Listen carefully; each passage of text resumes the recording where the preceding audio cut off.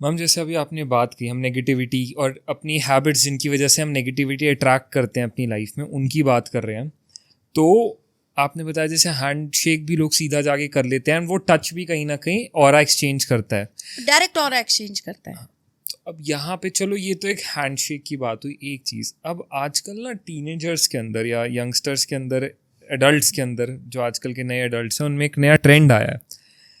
अब इसमें कई लोग, बहुत से लोग हैं, कई लोग अभी भी बचे हुए हैं, पर बहुत से लोग ऑलरेडी हैं, दैट इज़ कैजुअल रिलेशनशिप्स, या किसी से भी मिले, कुछ दिन बात करी, उसके साथ फिजिकल हो गए। कोई फ्रेंड्स हैं, आज के लिए फ्रेंड्स विद बेनिफिट्स का कॉन्सेप्ट आ गया है, वो हो गया, फ्रेंड्स के साथ फिजिकल हो गए, किसी के साथ भी फिजिकल हो गए, कहीं से भी इंटीमेट हो गए, किसी भी फॉर्म में इंटीमेट हो गए। और आजकल अडल्ट्स को ये लगने लगा है कि ये तो बहुत एक फ़न चीज़ है, बहुत ही इंजॉयबल चीज़ है। तो क्या इससे भी हम अपना कहीं ना कहीं एनर्जी को ख़राब कर रहे हैं? बहुत ज़्यादा, बहुत ज़्यादा। क्योंकि आप सोचिए, जब मैंने आपको बोला कि एक हाथ मिलाने मात्र से आपकी एनर्जीज एक्सचेंज हो रही हैं, तो आप जब किसी के साथ फिजिकल हो रहे हो तो आपकी एनर्जी कितनी एक्सचेंज हो रही है। जी।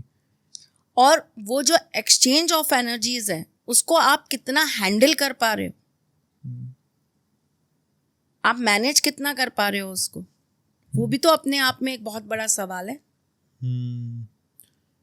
क्योंकि ऐसा होता है ना कि जैसे आपने बताया कि ये बहुत ज़्यादा एनर्जी एक्सचेंज और एनर्जी में डेविएशन ये चीज़ लेकर आती है।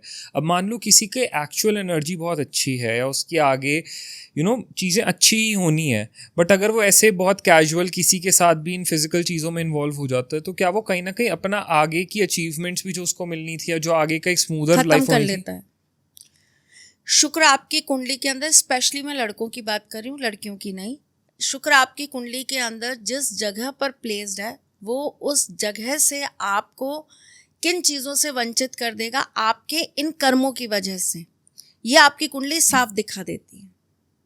इसीलिए आपको पता है कि सबसे ज़्यादा इसी चीज़ पर बार बार फोकस किया जाता है, और इसीलिए व्यक्ति को बार बार यही समझाया जाता है कि आप अपने ऊपर संयम रख के चलिए।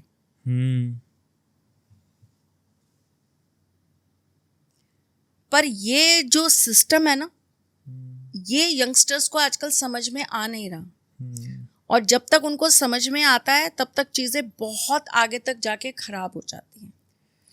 बहुत कंट्रोवर्शियल हो जाएगा, लेकिन मैं आपको एक चीज़ बताऊं, 90% जीवन की प्रॉब्लम्स का कारण ही यही है। ओके।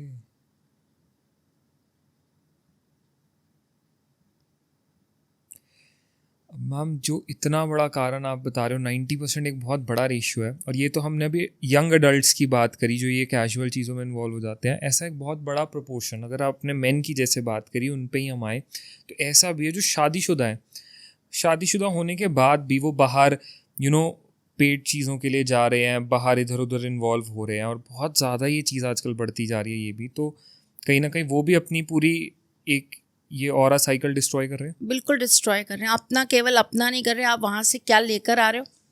आप एक चीज़ को बहुत इजीली समझना, आप अगर पेड सर्विसेज ले रहे हो तो आप अकेले तो नहीं हो जो वो सर्विसेज ले रहे हो, वहाँ पे हज़ारों और लोगों ने आकर भी वो सर्विसेज ली होंगी, हज़ारों नहीं तो चलो 10, 15, 20, 50 लोगों ने ली होंगी, ठीक है। वो सारा एक वहाँ भी ऑरा कलेक्ट हो गया, जिस व्यक्ति के साथ आप संपर्क कर रहे हो वही ऑरा लेकर आप अपने घर आ रहे हो वहाँ से, और फिर आकर वही चीज़ आप अपने घर में अपने लोगों को दे रहे हो, डिस्ट्रीब्यूट कर रहे हो। तो आप मुझे बताओ ना, कैसे नहीं आएगी एनर्जीज नेगेटिव आपके घर के अंदर। फिर लोग कहते हैं समझ नहीं आ रहा क्या हो रहा है, कुछ चीज़ नहीं चल रही, कुंडली तो सब सही थी, फिर भी सब रुका हुआ है। तो अगर किसी की कुंडली अच्छी भी है, मान लो किसी की कहते हैं शुक्र की महादशा है, तो बहुत लग्जरी मिलनी है, ये होना है। लग्जरी का अर्थ तो बताओ मुझे, ये लग्जरी होती है? मल्टीपल लोगों के साथ रिलेशन बनाना ये लग्जरी है? तो मतलब जो ये कर रहे हैं वो अपने शुक्र को भी खराब कर रहे हैं। डेफिनेटली शुक्र को खराब कर रहे हैं। शुक्र का अर्थ होता है सच्चा प्रेम। आपको पता है कुंडली के अंदर सबसे सात्विक ग्रह है शुक्र। जब जिसको आजकल लोगों ने ऐसा बना दिया है कि वो सिर्फ सेक्स के अराउंड ही लोगों को दिखता है शुक्र। तो हाँ, उसका एक पार्ट जो है शुक्र का, वो आपकी उस चीज को कंट्रोल करता है। पर इसका मतलब ये थोड़े ना है कि आप अपने शुक्र को अच्छा करने के लिए आप और ज्यादा सेक्सुअली अपने आप को लोगों के साथ, मल्टीपल लोगों के साथ इन्वॉल्व करते जाइए। कौन सी किताब में लिखा है? मुझे वो किताब लाके दिखा दो। वो तो आई गेस उल्टा इफेक्ट कर देगा। उल्टा इफेक्ट करता है, आपका शुक्र कमजोर होता चला जाता है, आपका शुक्र खराब होता चला जाता है। आपको मैं एक चीज बताती हूँ, अगर किसी का नीच का शुक्र है उसकी कुंडली के अंदर, बट फिर टर्म्स एंड कंडीशन अप्लाई करूंगी, मैं ये एक बहुत बेसिक आपको चीज बता रही हूँ। नीच का शुक्र जब किसी की कुंडली में होता है, खास करके 6, 7, 8वें घर के अंदर होता है, तो ऐसे व्यक्ति के लिए बोला जाता है कि ऐसा व्यक्ति जो है वो मल्टीपल लोगों के साथ फिजिकल रिलेशन में इन्वॉल्व होता है। हर किसी के लिए एप्लीकेबल नहीं है, इसमें और भी बहुत सारी चीज़ें देखनी पड़ती है कि गुरु कैसे हैं, शनि कैसे हैं, उनकी दृष्टि, ये वो बहुत सारी चीज़ें कंबाइन होती हैं। एक इन जनरल आपको मैं बता रही हूँ, लग्न में बैठा हुआ अगर शुक्र होता है तो ऐसा व्यक्ति बहुत सारे लोगों के साथ फिजिकली इन्वॉल्व होता है। ठीक है, अब अगर कोई व्यक्ति फिजिकली इतना ज़्यादा इन्वॉल्व हो रहा है बार बार किसी के साथ, तो आप मुझे एक बात बता दीजिए, वो शुक्र को पावर कहाँ से मिलेगी? बहुत छोटी सी लॉजिक साइंस बताती हूँ। शुक्र को आप किससे गिन रहे हो? शुक्राणु,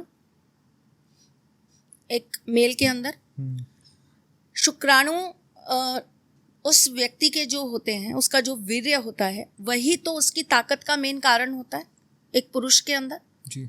एक पुरुष जब अपने अंदर एक ताकतवर रूप में देखा जाता है तो उसको हम किस तरह से लेते हैं कि ये व्यक्ति कितना ज़्यादा वीर्यवान है, इसी तरीके से लेते हैं हम, पर्यायवाची, है ना।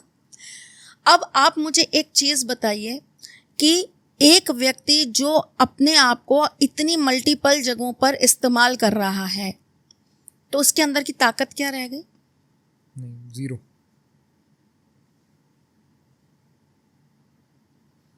उसके अंदर की अपनी इंटरनल शक्तियां कहाँ चली गई?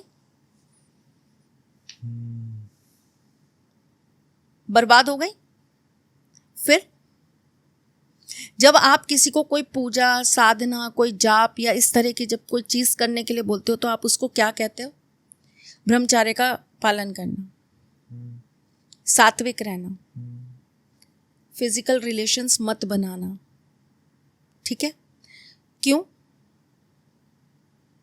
ताकि आपके अंदर वो शक्तियां स्टोर हो सके जी। अगर आपने अपने आप को फिजिकल चीजों में वापस से इन्वॉल्व कर दिया तो आपकी वो शक्तियां कहाँ चली जाएंगी? खत्म हो जाएंगी।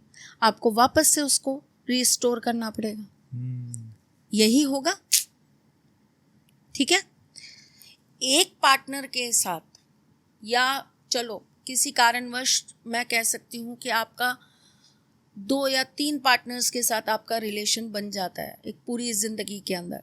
बहुत सारे केसेस होते हैं भाई, किसी का डाइवोर्स हो गया, किसी का कोई रिलेशन था लेकिन वो किसी वजह से नहीं चल पाया, वो ख़त्म हो गया, तो क्या उसको दोबारा किसी के साथ इन्वॉल्व होने का हक नहीं है? अगर हम इस तरीके से देखें, वो एक, देखिए, एक गिनती में अगर हम गिने तो समझ में आता है कि ठीक है, कोई बात नहीं, व्यक्ति अपनी तरफ से कहीं ना कहीं उस रिलेशन में तो 100% था ही ना, वो अपने शौक के लिए नहीं जा रहा, वो एक रिलेशनशिप को वापस से मेंटेन करने के लिए या उसका आधार रखने के लिए वो वापस से किसी के साथ इन्वॉल्व हो रहा है, तो बात समझ में आती है। लेकिन आप सिर्फ अपने आप को सेटिस्फाइड करने के लिए दिन में 3-3 लोगों को बदल रहे हो, बार बार आप किसी के साथ इन्वॉल्व हो रहे हो, तो भाई इसको आप क्या कहेंगे? ये तो अपनी बर्बादी है। फिर बिल्कुल बर्बादी है, और आने वाले वंश की भी बर्बादी है, केवल आपकी नहीं है। और ये चीज़ आप लिख के रख लीजिए, जो लोग इस चीज़ का विद्रोह कर रहे हैं ना, वो कहीं पर एक पेपर पे इस बात को लिख के रख लेना कि आप आने वाली अपनी नस्लों की, आने वाले अपने वंश की आप बर्बादी अपने हाथ से लिख रहे हो। मेरे पास अनगिनत केसेस हैं, अनगिनत केसेस, जहाँ पर वो केवल इसी बात का भुगतान कर रहे हैं कि उनके घर के लोगों ने या उनके घर के मर्दों ने औरत को सिर्फ और सिर्फ एक साधन समझा है अपने सुख का।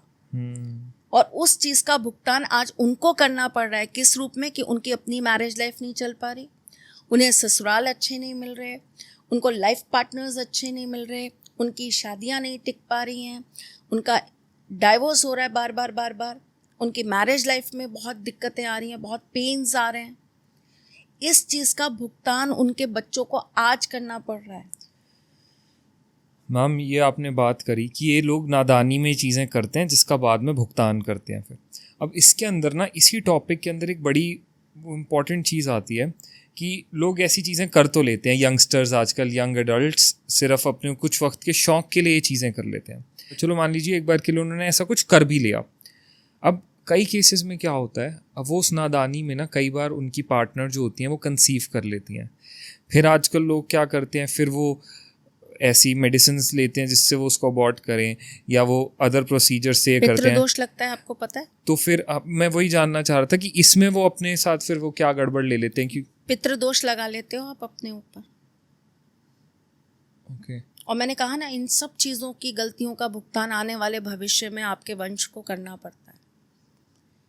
इतिहास उठाकर देख लीजिए, हर किसी ने भुगतान करा है इन चीज़ों का। तो मैम फिर ये जो लोग नादानी में ही कह लीजिए अनवांटेडली ऐसे कंसीव कर लेते हैं, फिर वो उसको अबॉर्ट कराते हैं, इसका असर बहुत लंबा आता है और बहुत गंदा आता है, और ये आपकी लाइफ में बहुत सारी चीज़ों को आगे जाके प्रभावित करता है, जैसे कि फाइनेंशियली, फिजिकली, और आपके रिलेशनशिप को भी बाद में इसके इफेक्ट्स दिखते हैं लोगों को। बिल्कुल दिखते हैं, 100% दिखते हैं।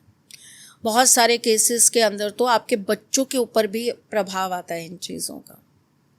उनकी लाइफ भी डिस्टर्ब होती है और उनकी फिजिकली भी, उनकी जो हेल्थ है जी। वो बहुत इफेक्ट होती है।